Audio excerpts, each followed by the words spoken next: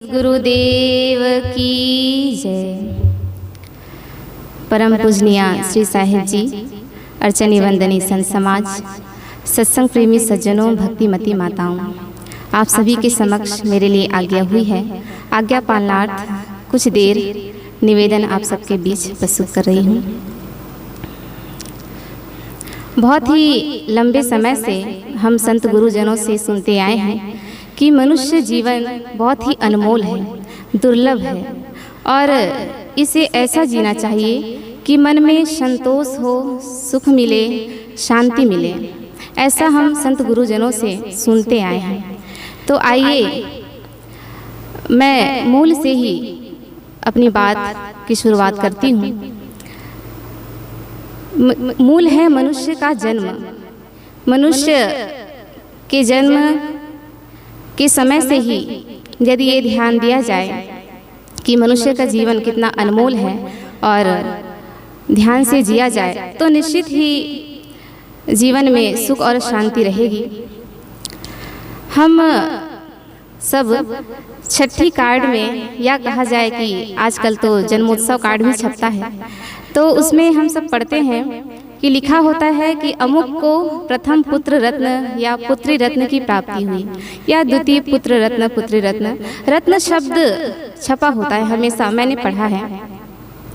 रत्न किसे कहते हैं? रत्न कहते हैं एक चमकीला पत्थर जो बहुत ही कीमती होता है, बहुत कम पाया जाता है, और जिस किसी व्यक्ति के पास भी रत्न होता है उसे बहुत बड़ा धनवान व्यक्ति माना जाता है। किसी खास के पास रत्न होता है। आप सभी लिखते हैं कि पुत्र रत्न या पुत्री रत्न की प्राप्ति, अर्थात आप सभी समझते हैं कि प्रकृति ने एक बच्चे के रूप में आपको रत्न दिया है। मैंने कहा कि रत्न बहुत कीमती होता है। हम अपने किसी भी कीमती वस्तु को किसी जिम्मेदार व्यक्ति को ही देना चाहेंगे, ये सोचकर कि वो मेरे इस कीमती वस्तु का ख्याल रखेगा, संभाल कर रखेगा। इसलिए तो ऐसे ही प्रकृति ने आपको चुना है, बच्चे के रूप में एक रत्न दिया, ये समझकर कि आप उस रत्न की चमक को बरकरार रखेंगे। आप बहुत खास हैं इसलिए क्योंकि एक तो प्रकृति ने आपको चुना इस रत्न को संभालने के लिए, दूसरा कि गृहस्थ जीवन की पूर्णता संतान सुख को कहते हैं, और संतान सुख सभी गृहस्थियों को, सभी दंपतियों को नहीं मिलता। जो बहुत सौभाग्यशाली होते हैं उन्हें ही संतान सुख मिलता है। इसलिए आप बहुत विशेष हैं। मनुष्य जीवन को यदि एक किताब का रूप दिया जाए तो उस किताब में विशेष 3 पन्ने होते हैं। पहला और अंतिम पन्ना पहले से लिखा होता है और बीच का पन्ना खाली होता है। पहला पन्ना है जन्म। जन्म कब होना है, कैसे होना है, कहाँ होना है, ये पहले से तय है। अंतिम पन्ना है मृत्यु। मृत्यु भी कब होनी है, कहाँ होनी है, कैसे होनी है, पहले से तय है। बचा बीच का पन्ना जिसे हम जीवन कहते हैं। जन्म और मृत्यु के बीच के समय को ही जीवन कहा जाता है। जब कोई बच्चा जन्म लेकर इस संसार में आता है तो उसके जीवन रूपी किताब का ये जो बीच वाला पन्ना है वो एकदम कोरा होता है, साफ, स्वच्छ, निर्मल। फिर धीरे धीरे हम उस किताब में कुछ लिखना शुरू करते हैं। हमसे तात्पर्य है माता पिता, घर परिवार के लोग, चाचा चाची, मामा मामी, दादा दादी, सभी रिलेटिव्स कुछ लिखना शुरू करते हैं। उसके बाद जब बच्चा कुछ बड़ा होता है, आजकल तो 2.5-3 साल से बच्चों को स्कूल भेज दिया जाता है, तो जब बच्चा बड़ा होता है 2.5-3 साल, 4 साल का, तो उसे स्कूल भेजते हैं। फिर उसके जीवन रूपी किताब में स्कूली शिक्षा लिखी जाती है। मेरा मानना है कि यदि किसी बच्चे का जीवन रूपी किताब हमारे हाथों में है तो क्यों ना हम उस किताब में कुछ ऐसा लिखें कि वो किताब ग्रंथ बन जाए। अर्थात बच्चे को शुरू से ही कुछ ऐसे संस्कार दे, उसके जीवन को ऐसी दिशा दे कि वो रत्न के समान समाज में उभरे, चमके। मैंने कहा कि किताब ग्रंथ बन जाए। उदाहरण दूँ जैसे रामचरितमानस या कहा जाए रामायण एक ऐसा ग्रंथ है जो गांव-गांव में, गली-गली में पढ़ा जाता है, पाठ किया जाता है, सुना जाता है या घर-घर में भी रखा जाता है, पूजा जाता है उसको। वो है क्या? वो एक ऐसा ग्रंथ है, वो है एक व्यक्ति की जीवन गाथा, जन्म से लेकर मृत्यु तक की जीवन यात्रा।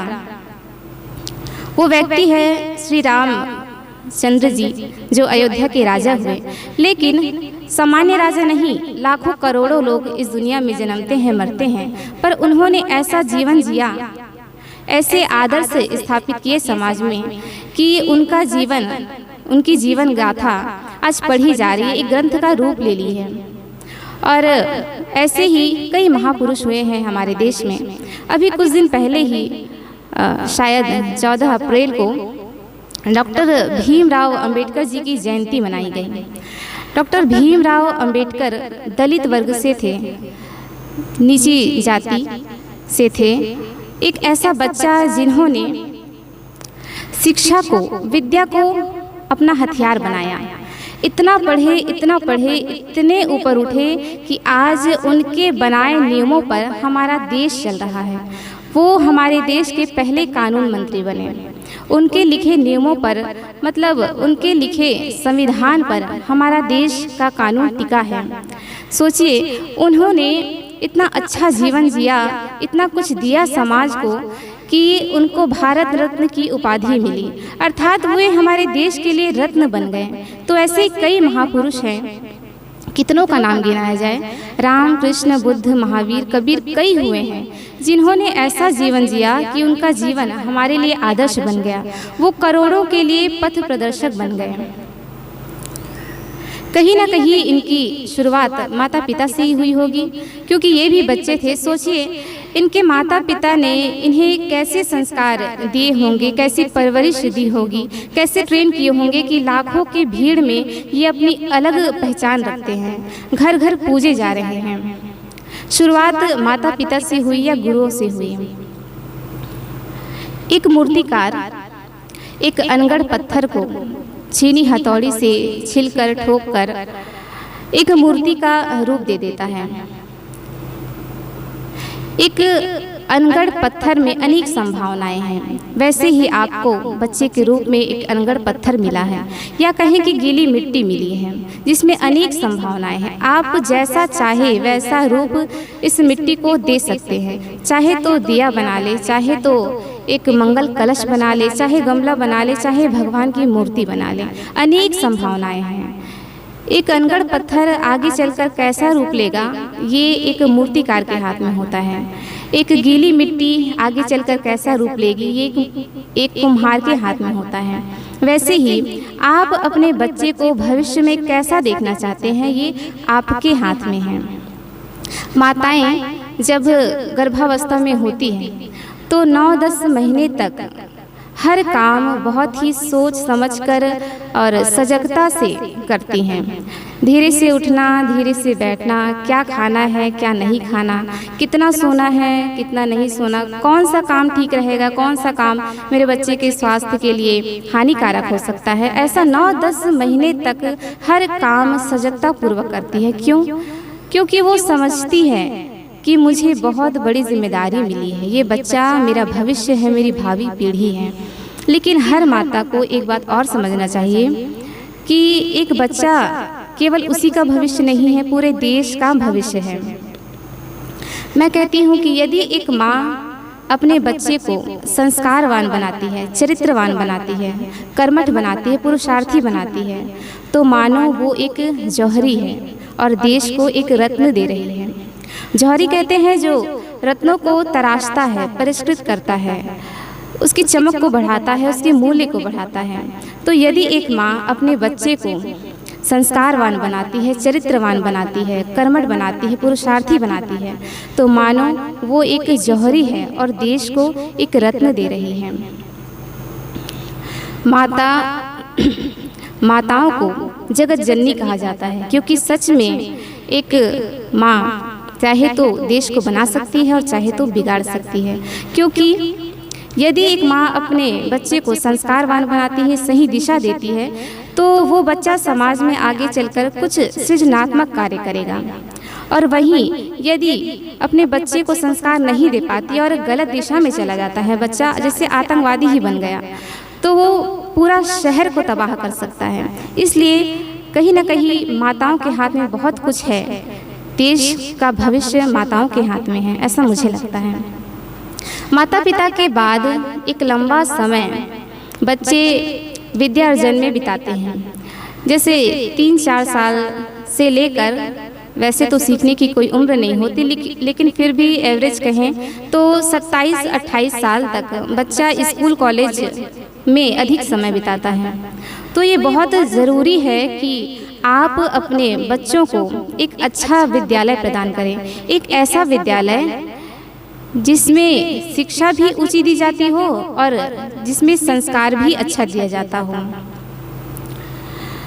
बच्चे केवल पैसे से नहीं बनते, बच्चों को समय भी देना चाहिए। बच्चे बनते हैं आपके अनुभव से, आपके ज्ञान से, आपके संस्कार से। इसलिए बहुत ही महत्वपूर्ण है एक अच्छे विद्यालय का चयन करना। जैसे पहले गुरुकुल हुआ करता था, मैंने रामायण सीरियल और श्री कृष्णा सीरियल में देखा है कि गुरुकुल कैसे हुआ करता था।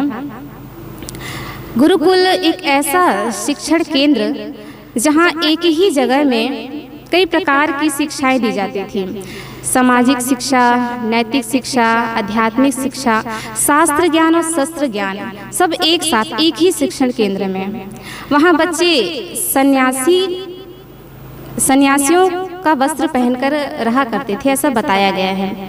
शायद ये उस समय का यूनिफॉर्म हुआ करता था गुरुकुल का, तो वैसे बच्चे वहाँ रहा करते थे और हर काम करते थे। जंगल से लकड़ी लाना, भोजन बनाना, आश्रम परिसर की सफाई करना, गुरु संतों की सेवा करना, ध्यान करना, शास्त्रों को पढ़ना, शस्त्रों को सीखना, सेल्फ डिफेंस भी सिखाया जाता था, तलवारबाजी, धनुष बाढ़ चलाना इत्यादि सब कुछ एक ही शिक्षण केंद्र में। ऐसा अब मिल पाना संभव नहीं है, लेकिन फिर भी कई माता पिता ऐसी सोच रखते हैं कि बच्चा पढ़ रहा है इसलिए सत्संग में नहीं बैठ सकता। आप अपने बच्चे को इतना सीमित मत कीजिए, वो बहुत कुछ सीख सकता है। सोचिए, वो भी एक समय था और वो भी एक बच्चे ही थे जिन्होंने एक ही समय में कितना कुछ सीखा। वो एक ऐसा शिक्षण केंद्र था जहाँ से मल्टी टैलेंटेड बच्चे निकल कर आते थे। तो आप भी अपने बच्चों को स्कूली शिक्षा के अलावा कला कौशल का ज्ञान दीजिए, कुछ आध्यात्मिक शिक्षा भी दीजिए। यदि आप अपने बच्चों को केवल स्कूली शिक्षा ही देते हैं तो आपका बच्चा केवल पैसा कमाने की मशीन बन जाएगा, क्योंकि किसी भी स्कूल के सिलेबस में दया, क्षमा, प्रेम, करुणा, सहनशीलता इत्यादि का पाठ नहीं पढ़ाया जाता। ये सब आध्यात्मिक ज्ञान है और ये आध्यात्मिक जगह से ही मिलेगी। इसलिए चाहिए कि स्कूली शिक्षा के अलावा आप अपने बच्चों को अध्यात्म से भी जोड़िए, उन्हें सत्संग में ले जाइए, संत गुरुजनों को अपने घर बुलाइए, घर में धार्मिक ग्रंथों को पढ़कर सुनाइए। इससे आपका बच्चा सब कुछ सीखेगा, एक मनुष्य बन पाएगा, एक मशीन नहीं। जीवन निर्माण के लिए एक बच्चे को जितना जागरूक होना जरूरी है, उससे कई गुना, 100 गुना ज़्यादा ज़रूरी है कि माता पिता जागरूक हों। यदि आप एक पिता हैं तो आप अपने बच्चे को इतनी बेहतरीन शिक्षा दें, इतना अच्छा बनाएं कि आपका बच्चा समाज की अग्रिम पंक्ति में बैठने के लायक बन सके, क्योंकि सब कुछ परवरिश पर ही निर्भर है। जैसे हो सकता है अब्दुल कलाम को गलत दिशा मिल जाती तो वो हिटलर बन जाते, क्या ये भी मुमकिन है कि हिटलर को सही दिशा मिल जाती तो वो भी अब्दुल कलाम बन जाता? निर्भर है, मूल्य व्यक्ति का नहीं है, मूल्य है व्यक्ति को मिलने वाली सही या गलत दिशा की। इसलिए बहुत ही महत्वपूर्ण है कि आप अपने बच्चों को कैसी दिशा दे रहे हैं, कैसे संस्कार दे रहे हैं। आजकल देखा जाता है कि माता पिता मोहवश अपने बच्चों को इतना लाड प्यार देते हैं कि बच्चा बिगड़ जाता है। इकलौता हुआ तब तो पूछे ही मत, इतना ज़्यादा लाड प्यार कि बच्चा बिगड़ जाता है, फिर बाद में पछताते हैं। आप अपने बच्चों को घर में रखे गमले का पौधा ना बनाएं जो एक दिन पानी ना मिले तो सूख जाए। उसे जंगल का पेड़ बनाएं जो पानी ना मिले तब भी अपने बलबूते पर खड़ा रहे। बड़े पेड़ की छांव में कभी छोटा पेड़ नहीं पनप सकता, ये हम सबका अनुभव है। छोटे पेड़ को यदि बड़ा करना है, विकसित करना है, तो उसे बड़े पेड़ से दूर करना होगा। ऐसे ही यदि आप अपने बच्चे का सर्वांगीण विकास चाहते हैं तो उसे अपने से दूर रखने की हिम्मत रखिए। यदि बच्चा बिगड़ गया है, जिद्दी हो गया है, तो उसे छात्रावास में भेजिए, 2-4 साल में संभल जाएगा। आप अपने बच्चे को अपने पैर पर खड़े होना सिखाइए, आत्मनिर्भर होना सिखाइए। आत्मनिर्भरता ही जीवन की सफलता का पहला द्वार है। बच्चों के भविष्य के लिए एक बात और भी बहुत ज़रूरी है कि घर का माहौल अच्छा रहे। घर का माहौल कैसे अच्छा रहेगा? घर में हमेशा अच्छी भाषा बोले, जब भी बोले विथ रिस्पेक्ट बोले, क्योंकि आपका बच्चा आपको देख के ही सीखता है। बच्चे सिखाने से नहीं सीखते, दिखाने से सीखते हैं। वो जाने अनजाने आपका ही अनुसरण कर रहा है। इसलिए जो कुछ भी करे सोच समझ कर करें। यदि आप में कुछ कमियां हैं तो पहले उसे सुधारें। यदि राम जैसा बेटा चाहिए तो माँ को भी कौशल्या बनना पड़ेगा। कौशल्या जैसी विवेक विचार संपन्न त्यागी तपस्विनी माँ ही संसार को राम जैसा बेटा दे सकती है। आजकल की माताएं जो देह भाव में जीती हैं, फैशन में जीती हैं, और मोही स्वार्थी माताएं अपने बेटे को राम नहीं बना सकती। तो जैसा आप अपने बच्चे को देखना चाहते हैं वैसा खुद हो जाइए। एक शराबी व्यक्ति कभी भी अपने बच्चे को ये नहीं कह सकता कि शराब पीना गलत बात है। इससे 2 चीज़ हो सकता है। यदि आप स्वयं का सुधार नहीं करते तो 2 बातें हो सकती है। एक तो आपका बच्चा बाहर कोई अच्छी संगत पाकर अपना जीवन बना ले, या दूसरा आपको देख के ही बिगड़ जाए। आपको देखकर बिगड़ जाएगा तो आप जीवन भर पछताते रहेंगे कि मेरे कारण ही, मुझे सीखकर ही मेरा बच्चा बिगड़ा है। और दूसरी बात, यदि आपका बच्चा बाहर किसी अच्छी संगत को पाकर अपना जीवन बना ले तो वो कभी आपका सम्मान नहीं कर पाएगा। आप पिता होने का सम्मान कभी नहीं पा पाएंगे। इसलिए अभी भी समय है। अगर आप में कुछ कमी है तो अभी सुधार लीजिए, क्योंकि आपका बच्चा आपको देखकर ही सीख रहा है। यदि श्रवण कुमार जैसा बेटा आप चाहते हैं तो माताओं को चाहिए कि अपने पति को श्रवण कुमार बनने की प्रेरणा दें। एक बहुत ही सुप्रसिद्ध कहानी है जो संत गुरुजन हमेशा कहा करते हैं, आइए दोहरा देती हूँ। एक घर में एक बूढ़े पिताजी थे, एक बेटा था, एक बहुरानी थी और एक पोता था। 4 लोग रहा करते थे। बेटा मास्टर था, बहुरानी भी पढ़ी लिखी थी। एक दिन बहुरानी कहती है अपने पतिदेव से कि सुनिए जी, पिताजी बूढ़े हो गए हैं, हमेशा खांसते खखारते रहते हैं, कोई भी आता जाता है अच्छा नहीं लगता, इसलिए काम कीजिए, पीछे गौशाला खाली है, वहाँ एक खाट लगा दीजिए, पिताजी वहीं रहा करेंगे, उधर कोई आएगा जाएगा नहीं। मास्टर जी को थोड़ा तो अटपटा लगा, लेकिन बात मान ली और पिताजी को पीछे गौशाला में शिफ्ट कर दिए। उसके बाद कुछ दिन बाद फिर देवी जी कहती हैं बहुरानी अपने पति देव से कि सुनिए जी, पिताजी भोजन करते हैं, लार टपकाते हैं, कभी आँख से पानी कभी नाक से पानी, मुझे घृणा होती है उनकी थाली मांजने में। तो एक काम कीजिएगा कि मिट्टी की थाली ले आइएगा, मैं रोज़ उसमें उनको भोजन दे दूंगी और भोजन के बाद उसे फेंक दूंगी। तो मास्टर जी मान जाते हैं। फिर मिट्टी की कुछ थालियां ले आते हैं। बहुरानी उसके बाद ऐसा ही करती है, पिताजी को रोज़ गौशाला में मिट्टी के थाली में ही भोजन दे दिया करती है। पिताजी भोजन कर लेते हैं, फिर उस मिट्टी की थाली को वहीं किनारे में फेंक देती हैं। जो छोटा बच्चा था एक दिन खेलते खेलते वहाँ पहुँच जाता है और देखता है कि दादाजी मिट्टी के बर्तन में भोजन करते हैं। छोटा बच्चा है 5-6 साल का, उसे लगता है कि शायद बूढ़े होने के बाद सबको मिट्टी के बर्तन में ही खाना होता है, ये नियम है। तो बच्चा क्या करता है, अपनी समझ से उन मिट्टी की थालियों को धोकर मांजकर वो इकट्ठा करना शुरू कर देता है।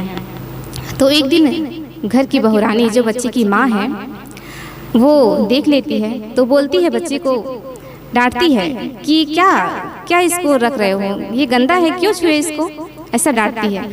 तब फिर बच्चा बोलता है कि मम्मी, जब आप और पापा बूढ़े हो जाएंगे तो हो सकता है मेरे पास इतने पैसे ना हो कि मैं इतना सारा मिट्टी की थालियाँ आप लोगों के लिए ला सकूं, इसलिए मैं अभी से इकट्ठा कर रहा हूँ आप लोगों के लिए। अब मम्मी को तो मानो काटो तो खून नहीं, सन्न हो गई एकदम, और सोचने लगी कि क्या हो रहा है मुझसे, ये तो लौटकर मुझे ही मिलने वाला है। फिर अपने पति देव को बताती है सब कुछ, और बाबूजी को फिर से घर ले जाती है और अच्छे से सेवा सत्कार करती है। ऐसे ही सभी घर घर में हो रहा है, समाज में यही सब कुछ घट रहा है, और लौटकर माता पिता को यही सब कुछ मिलता है। तो यदि आप अपने बच्चे का भविष्य और अपना भविष्य भी बचाना चाहते हैं तो सावधान हो जाइए। ऐसा कोई भी काम मत कीजिए कि आपके बच्चे पर गलत संस्कार पड़े, गलत प्रभाव पड़े। सब कुछ आपके ही हाथों में है। मैंने कुछ देर आप सबके बीच बच्चों के परवरिश के ऊपर निवेदन किया। अब इन्हीं शब्दों के साथ मैं अपनी वाणी को विराम देती हूँ। बोलिए सद्गुरुदेव की जय।